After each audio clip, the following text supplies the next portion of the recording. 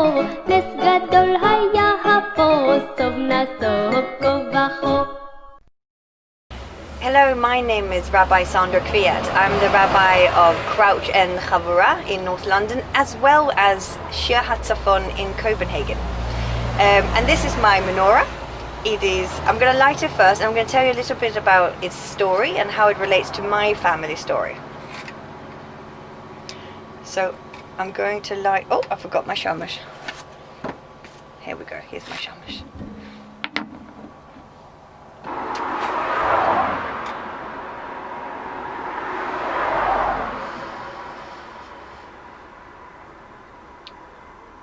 Baruch atah Adonai Eloheinu melech haolam asher kiddushanu b'mitzvotav v'tzivanu lehadlik ner shel chanukiah.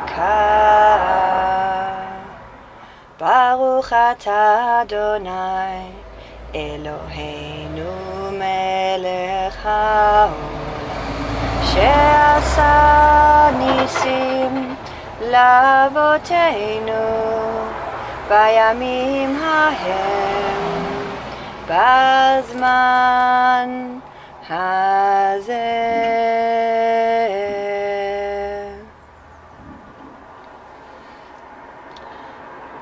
So this is my chanukiah. As you can see, it's not a traditional one. This is not an heirloom yet. I was given this chanukiah for my ordination by my parents. And they chose it because it's beautiful, but they also chose it because of the symbolism. So if you can't see it, it's an olive branch, and each of the candles sits in one little olive. But it never quite occurred to me the significance of this menorah until this year, actually.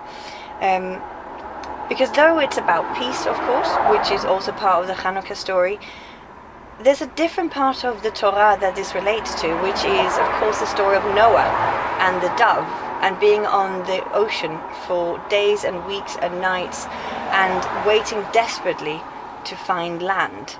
The fear of the darkness, the fear of the water, and the fear of never actually finishing their journey and getting to safety.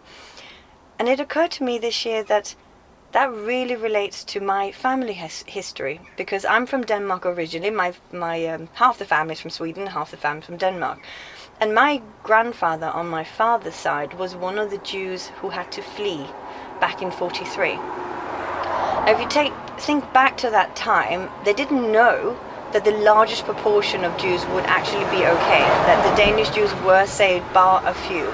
The amount of people who got caught, the amount of people who died, is a very small number compared to all the other Jewish communities in Europe. Doesn't mean that those who died, it wasn't tragic, because it was. But we did not have the death toll as other communities did. But of course we didn't know that back in 43. They didn't know that in October. And my grandfather was a young man at the time, and he had been in the army, and he could drive a car, which was not so common back then. And there was a rumour going around for quite a while that the Nazis were going to round up the Jews, the Danish Jews. But there was another rumour as well that they were going to go for the young men first.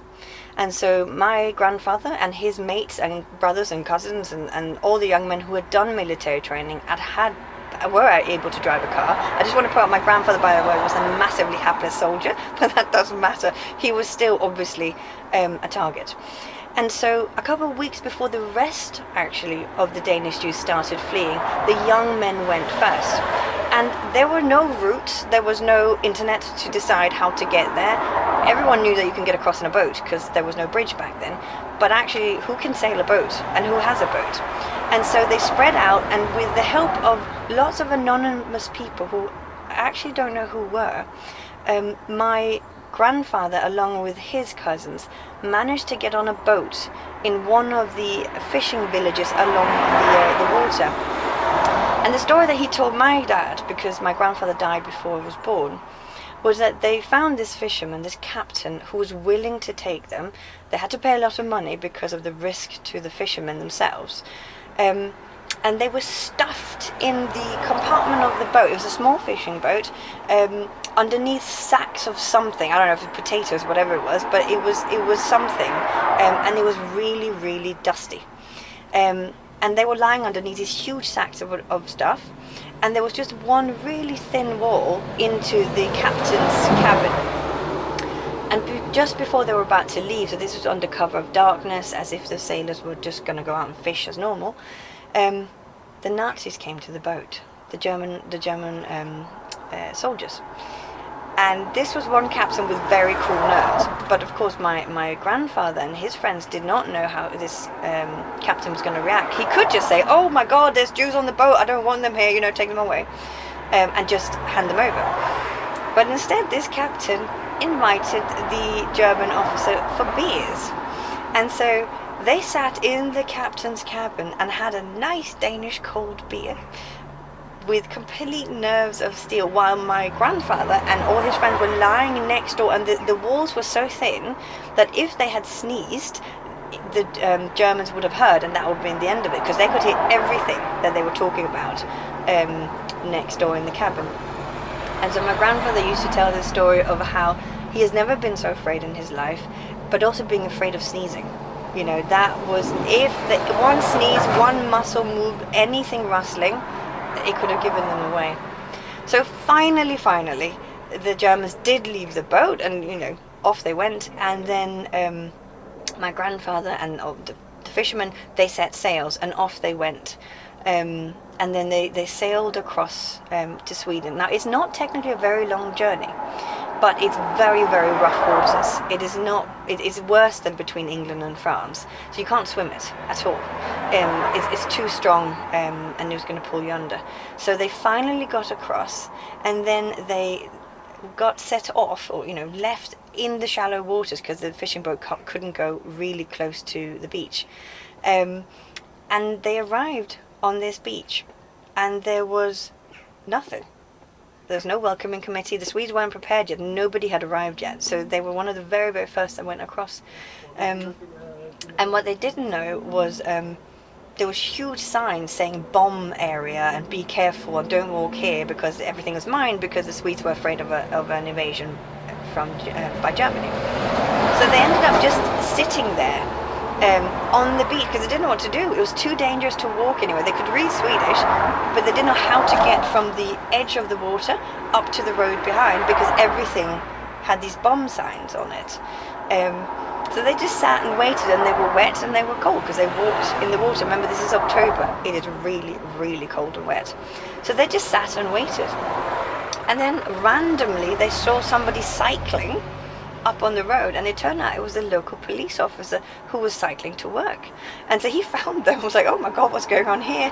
And then he took them in and gave them tea and got them warmed up in the police station. And then they got hold of Red Cross, who then settled my grandfather and all of them. And so they were the first ones who went across, and they were the first one who went up to Stockholm because we already had family in Stockholm. On my father's cousin's side, they were younger. They were 14, I think, and 9 with their parents. And their story was somewhat different. They left 2 weeks later. And my great-aunt Tove told me this story. And for them it was quite different, because the Germans knew by then what was going on. So it was even more hazardous to do it. And she suffered from really, really bad asthma. And all the stresses of all of this made it flare up to the point where they had to call in a doctor. So they went hiding for a week in a fishing village, and they had no idea whether the doctor would turn them in. But she was so ill that she couldn't breathe, that she would die if she didn't see a doctor. So they got hold of a doctor who wouldn't let them sail across, and who suggested that she should stay back at there was a monastery with nuns nearby. He suggested that she should stay there because he was worried she wouldn't survive. But in the end, her mother refused to let her go, so they all, when she was a little bit better, so they went hiding for more than a week. They got on a boat. There were no Germans entering the boat, thank God. But they couldn't, they had to look not suspicious at all. So the fishermen couldn't use their motors, right? So they were drifting. They had to pretend they were fishing. So they were drifting, which means it took what should have been an hour or two journey across took the whole night, and this being October, it was really, really rough. And because you can't use the motor, the boat goes up and it goes down and goes up. And she said she has never thought she was going to die quite like that. But in the mixture of being really, really seasick and having really bad asthma, so she thought she wasn't going to survive it. They did finally get across. They finally got to on land. They got to the Red Cross, and they managed to call the family. They had 1 Swedish krona that she had been given for her birthday. It was like a special treat from the Swedish family. And they called the family up in Stockholm, who hadn't heard from them for more than a week. They had no idea if they had gotten caught.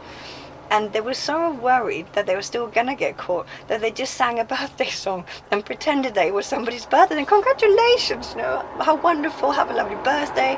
And that's how the Swedish family knew that that side of the family had also made it across.